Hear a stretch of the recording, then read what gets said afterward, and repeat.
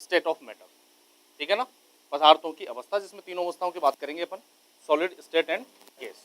Okay, तो heading डाल लो सब, state of matter, state of matter या पदार्थों की अवस्था।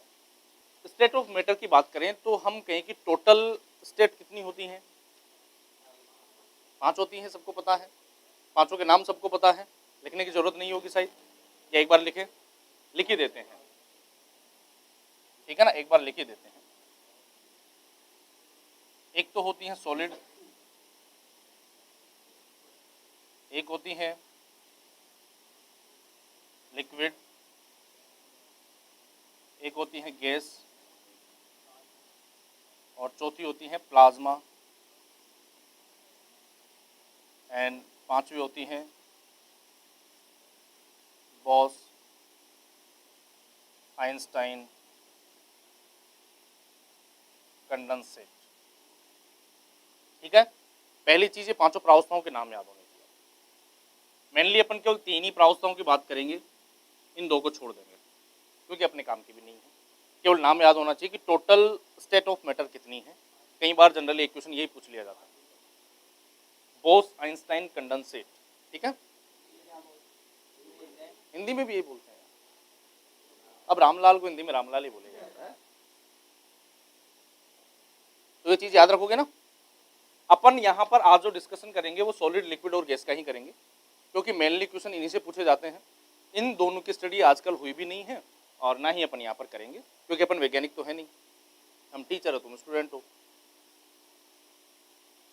तो एक बार इसको नोट कर लो, पांचों प्रावस्थाओं को नाम लिख लो, इनके नोट कर लिया सबने, आगे बढ़े।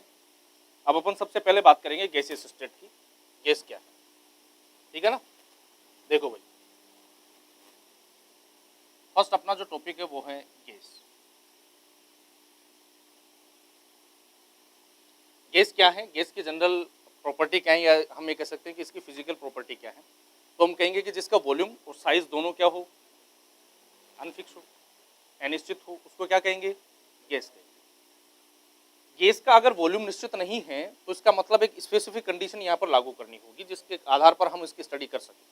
क्योंकि जिसके कणों का आकार, या हम कह सकते हैं कि नंबर ऑफ पार्टिकल्स फिक्स नहीं है, नंबर ऑफ वॉल्यूम फिक्स नहीं है, नंबर ऑफ साइज फिक्स नहीं है, तो हम उसकी स्टडी करें कैसे। तो यहाँ पर कहीं ना कहीं हमें किसी न किसी चीज को कांस्टेंट करके बाकी सभी चीजों को पढ़ना पड़ेगा, सभी को एक साथ नहीं पढ़ सकते क्योंकि फिक्स ही नहीं है सब। इसीलिए यहाँ पर कई सारे नियम दिए गए, ठीक है ना। तो गैसियस स्टेट के लिए जो सबसे पहला नियम दिया गया था वो था आपके बॉयल का नियम। क्या है, पहला है आपके बॉयल का नियम।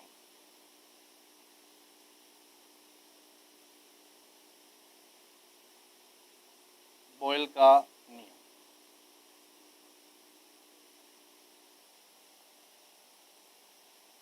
Law of Boyle. Okay, Boyle ने क्या कहा, देखो नाम ही बॉयल, बॉयल का मतलब क्या होता है, टेम्परेचर की बात करेगा। इसका मतलब इसने क्या कांस्टेंट किया, तो हम कहेंगे इसने टेम्परेचर को कांस्टेंट कर दिया और नंबर ऑफ मोल्स को कांस्टेंट कर दिया। यानी कि गैसों के अणुओं की संख्या को इसने कांस्टेंट कर दिया और टेम्परेचर को कांस्टेंट कर दिया। तो इन्होंने कहा कि P यानी कि प्रेशर, गैस का दाब, is inversely proportional to volume. यानी कि दाब आयतन के क्या होता है, व्युत्क्रमानुपाती होता है। अगर दाब बढ़ेगा तो आयतन घटेगा और आयतन बढ़ेगा तो दाब घटेगा। ठीक बात समझ में आई ना। कई बार क्या होता है, अगर हम यहाँ पर देखें तो प्रोपोर्शनल का साइन अगर हम यहाँ से हटाएं तो कोई ना कोई कांस्टेंट लगेगा। सपोज दैट हमने वहां पर के कांस्टेंट मान लिया, तो हमारे पास क्या फॉर्मूला बनेगा, P बराबर के अपॉन वी, यही बनेगा। इसको हम लिख सकते हैं PV बराबर के, लिख सकते हैं ना। अब हम बात करें कंडीशन फर्स्ट की, ठीक है ना, केस फर्स्ट। केस फर्स्ट की बात करें तो उसके अंदर हम कहेंगे कि किसी भी गैस का पार्शियल जो प्रेशर है वो है P1 और उसका आयतन होगा V1 और ये किसके बराबर होगा, कांस्टेंट के। कांस्टेंट कभी चेंज होता नहीं है, इसलिए इसके आगे 1 लगाएंगे नहीं। केस सेकंड क्या हो जाएगा, P2 V2 बराबर के, दोनों को हम बराबर रख सकते हैं। तो हमारे पास एक नया इक्वेशन बन करके आएगा, वो क्या है, P1 V1 बराबर P2 V। ठीक है ना। जनरल जो क्वेश्चन आपके पूछा जाएगा वो यहीं से पूछा जाएगा, उससे नहीं पूछा जाएगा। लेकिन इन कंडीशन प्रॉब्लम ये है कि तुम सब साइंस बैकग्राउंड से हो, पूछ भी सकता है। वो इनिशियली प्रेशर, इनिशियली वॉल्यूम और यानी कि फाइनल वॉल्यूम दे करके फाइनल प्रेशर पूछ लेगा, यानी कि इन चारों में से 3 तो आपको देगा और एक फाइंड करना रहेगा। आराम से कर सकते, कोई दिक्कत परेशानी नहीं। एक ये है कि हम किस तरीके से इसका ग्राफ ड्रॉ करें। इसके ग्राफ से भी कई बार क्वेश्चन पूछे जाते हैं। ग्राफ से जो क्वेश्चन पूछे जाते हैं वो जनरल है और बहुत कॉन्सेप्चुअल है, वहां से आप गलती करने की चांसेस बहुत ज्यादा होते हैं। तो किस तरीके से उस ग्राफ को सोल्व करना है, किस तरीके के वहां से क्वेश्चन पूछे जाएंगे, उसकी चर्चा करें। अब देखो नेक्स्ट अपन बात करते हैं इसके ग्राफ से संबंधित। देखो सबसे पहले हमने यहाँ पर पी और वी के अंदर यानी कि प्रेशर और वॉल्यूम के बीच में रिलेशन निकाला है, तो हम ग्राफ भी इन दोनों के बीच में ड्रॉ करते हैं। एक हो गया एक एक्स एक्सिस और एक हो गया वाई एक्सिस। वाई एक्सिस पर हमने जैसे कि पी ले लिया और एक्स एक्सिस पर हमने वी ले लिया। पी और वी के बीच में जब ग्राफ खींचेंगे तो हमें पता है कि P is inversely proportional to volume होता है, तो ग्राफ कैसा आएगा, पैराबोलिक। एक बात समझ में आई ना। अब प्रॉब्लम यह है कि आपको ग्राफ ऐसा नहीं देगा, वो ग्राफ से जो क्वेश्चन पूछेगा वो ऐसा देगा, ये पी और वी का ग्राफ है और इसके अंदर ये 3 लाइनें दे दी। एक बात समझ में आई ना।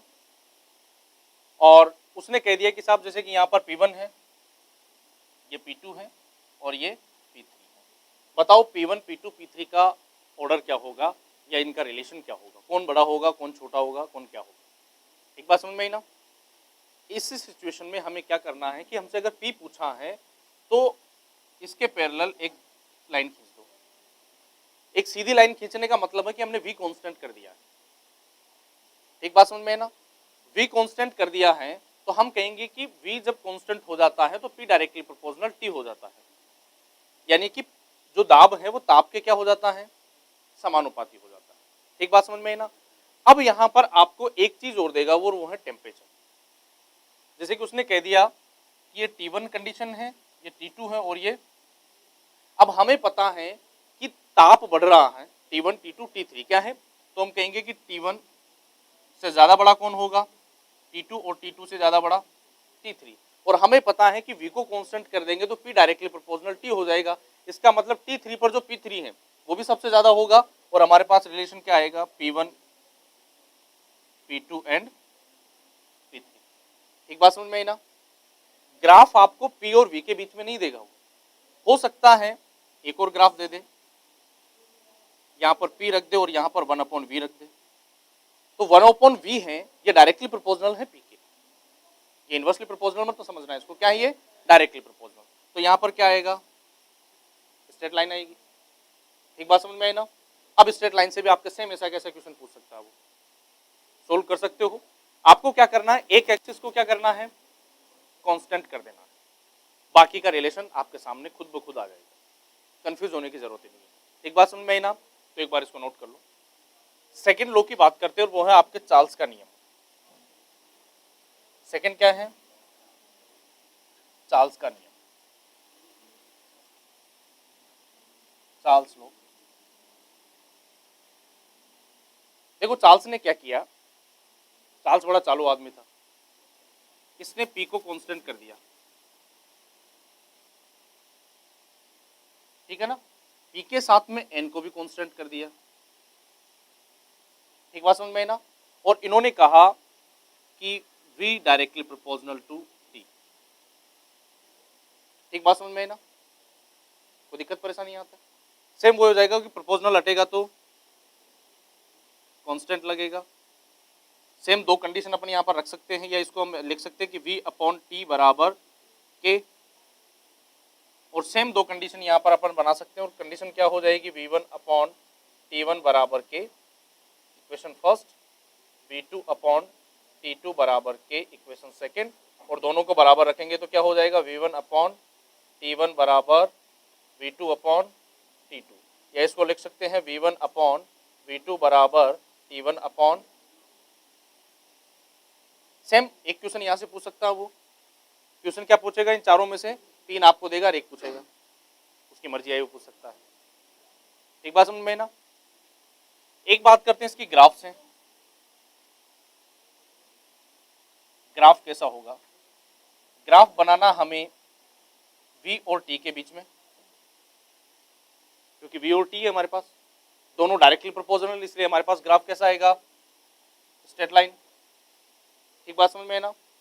मान लो अगर वो v और t के बारे में ना पूछ करके आपसे पूछे v1/t के बीच, तो क्या लिखोगे, पैराबोलिक ग्राफ आ जाएगा, क्योंकि 1/t क्या हो जाएगा, इनवर्सली प्रोपोर्शनल। बातें है ना, मैथ्स में बहुत पढ़ते हो इसे। और इससे संबंधित सेम वही ग्राफ से संबंधित क्वेश्चन पूछ सकता है, जैसे कि ये रहा आपके v और ये रहा t, 3 लाइनें खींच दी उसने, ठीक है ना। अब आपको दिया है जैसे कि यहाँ पर कह दिया कि ये v1 है, ये v2 है और ये v3 है, इसमें रिलेशन निकालना है, रिलेशन निकाल लो। तो हम कहेंगे कि साहब, या हम ये कह सकते हैं कि देखो यहाँ से कॉमन क्वेश्चन ये भी पूछ सकता है,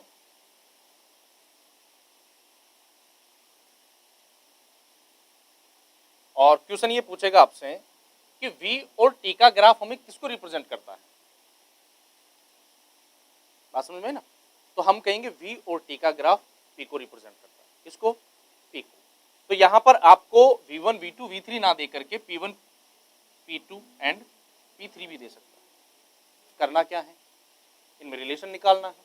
रिलेशन निकालने के लिए क्या करें, एक को कांस्टेंट कर दो, या तो v को कर दो या t को कर दो, मर्जी आए उसको कर दो। किसको करें बताओ, t को करें। ये t को हमने कांस्टेंट कर दिया, इसका मतलब t कांस्टेंट है तो v डायरेक्टली या inversely, v inversely proportional p।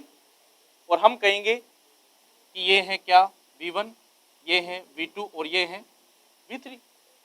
तो v1 से कम कौन है, v2, और v2 से कम कौन है, v3।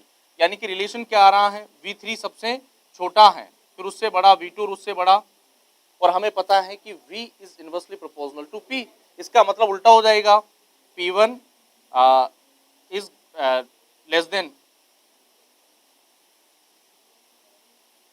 p2 एंड p3, उल्टा हो जाएगा। जस्ट v को कर दो, अगर आप v को कांस्टेंट कर दोगे तो हमें पता है कि p directly proportional to t।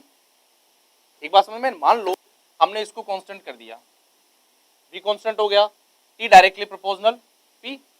इसका मतलब ये हो गया t1, ये हो गया t2, ये हो गया t3, ठीक है ना। t1 सबसे छोटा, t2 उससे बड़ा, t3 उससे, और t3 पर कौन है, p3। इसका मतलब p3 सबसे बड़ा, सेम रिलेशन आ रहा है। दोनों में से मर्जी है उसको कांस्टेंट कर दो, रिलेशन सेम ही आएगा। अभी पढ़ा है ना, बॉयल का नियम पढ़ा है, अभी आगे चार्ल्स का नियम पढ़ेंगे। अभी आगे एक और नियम आएगा जिसको गैलुशेक का नियम कहते हैं, उसके अंदर ये चीज आएगी। तीनों नियमों का मिश्रण है ये, ठीक है ना। तो इसको भी नोट कर लो एक बार। नेक्स्ट आपके गैलुशेक का नियम, थर्ड कौन सा है,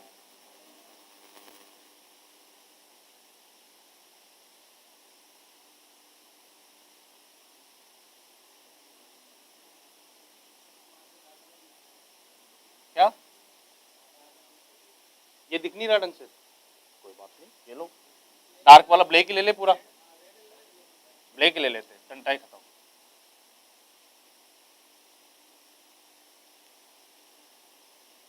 ये तो ठीक दिख रहा है, गैलुशेक का नियम।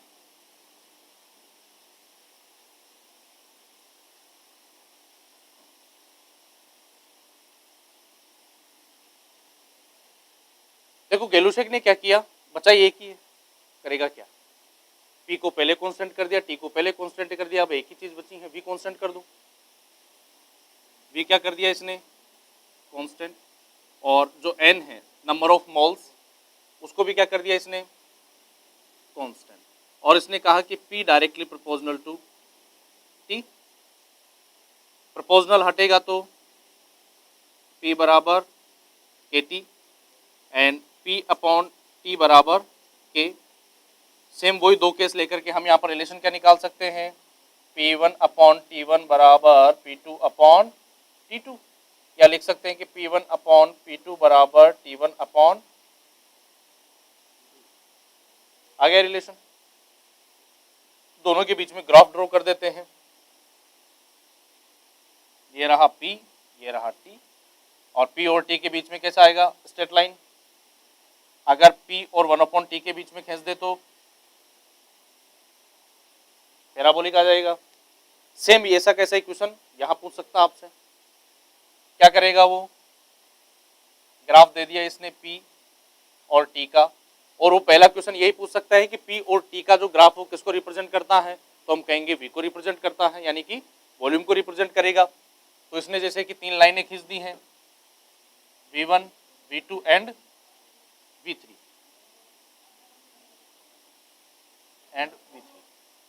ओके। अब अपन को क्या करना है, इनके बीच में रिलेशन निकालना है। एक को कांस्टेंट कर दो, किसको करें, मर्जी है उसको कर दो, P को कर दो। ये P को कांस्टेंट कर दिया, इसका मतलब P सभी का बराबर है। लेकिन हम कहेंगे कि ये तो हो गया T1, ये हो गया T2 और ये हो गया T3, तो हम कहेंगे कि V directly proportional to T। इसका मतलब अगर T बढ़ रहा है तो V भी बढ़ेगा। इसका मतलब क्या आएगा, V1 से बड़ा कौन होगा V2 और V2 से बड़ा V3। खत्म कहानी। एक बात समझ में है ना। और P और T का ग्राफ किसको रिप्रेजेंट करेगा, V को या वॉल्यूम को। नोट करो इसको भी, क्या हटा दिया। एक होता है आवोगाद्रो का नियम। कौन सा गाद्रो है ये, आवोगाद्रो। देखो आवोगाद्रो ने क्या कहा, इन्होंने क्या किया कि P को कांस्टेंट कर दिया, ओके, और T को कांस्टेंट कर दिया, ठीक है।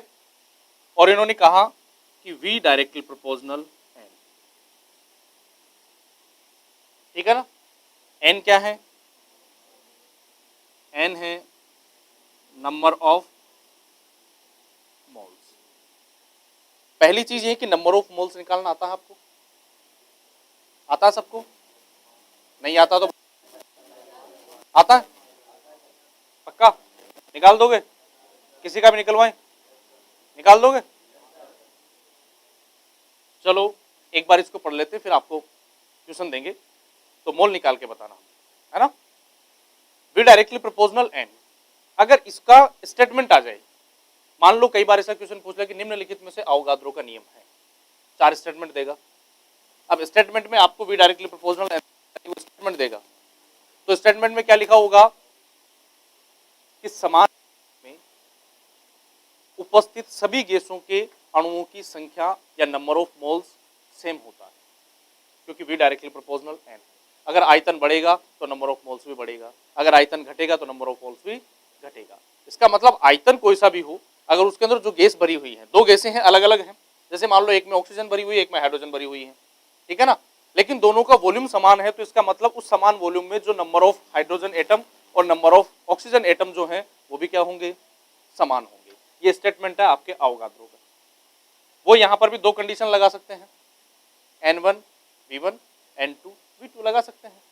एक बात समझ में आई ना, यानी कि हमारे पास क्या बनेगा यहां से, V1 अपॉन N1 बराबर V2 अपॉन N2, और अगर इसको लिखे तो कैसे लिख सकते हैं, V1 अपॉन V2 बराबर N1 अपॉन N। ये कहानी हो गई आपके आवोगाद्रो, ओके, वो डाउट। अब चलो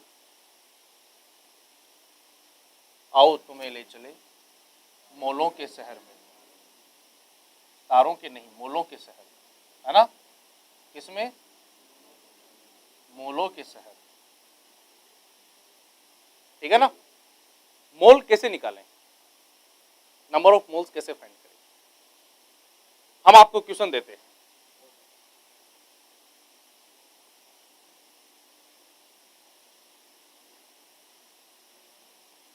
$44 ग्राम CO2 के अंदर आपको नंबर ऑफ मोल्स फाइंड करने हैं।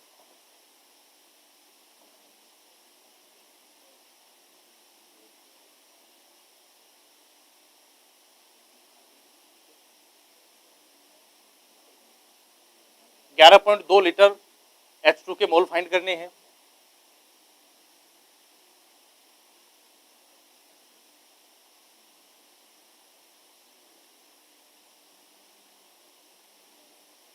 3.01 इंटू 10⁻23 इसके मोल फाउंड करने हैं। तीनों के मोल फाउंड करो फटाक से। पहले के एक किस किस के आया, एक किस किस का आया, बाकी का नहीं आया, समस्या हो गई। सभी का आना चाहिए। चलो कोई बात नहीं है, आपका नहीं आया, आएगा। अच्छा साइंस से नहीं हो, समस्या वहां अटकी पड़ी है, एक में समस्या नहीं है, समस्या वहां, वो भी आएगा अभी, ठीक है ना। तो एक ऑलमोस्ट आ गया। सेकंड में कितना आंसर आया, आधा हो गया, और इसका कितना हो गया, आधा। इसका मतलब मोल्स के अपन है दादा, इसका मतलब आता है। हम तीन तरीके से मोल फाइंड कर सकते हैं। एक तो अगर हमें भार दिया गया हो या वेट दिया गया हो, पहली कंडीशन। दूसरी कंडीशन वो दे सकता है आयतन यानी कि वॉल्यूम दे सकता है, और तीसरी कंडीशन दे सकता है वो नंबर ऑफ एटम्स दे सकता है। एक बात समझ में है ना। तीनों कंडीशन में हमें करना क्या है उसकी बात कर लेते हैं। अगर हमें वेट दिया गया, भार दिया गया है, तो हम कहेंगे दिया गया भार बट्टा अणुभार, मोलिकुलर वेट। ओके, ऐसे पढ़ाते थे ना पहले, हाँ आजकल नहीं चलता ऐसे। इसमें क्या करेंगे, दिया गया आयतन बट्टा, बटे नहीं, बटे तो मॉडर्न जमाने की बात है, बट्टा क्या लिखेंगे 22.4 लीटर, क्योंकि किसी भी गैस का एसटीपी और एनटीपी पर आयतन कितना होता है 22.4, एक मोल का। तो हमें मोल फाइंड करने तो 22.4 का क्या कर देते हैं डिवाइडेशन। अगर नंबर ऑफ एटम दे रखे हैं तो क्या करेंगे, दिए गए अणुओं की संख्या बट्टा Na। What is the Na, Avogadro number. इसका मान मैंने आपको पहले भी बताया था, Na कितना होता है,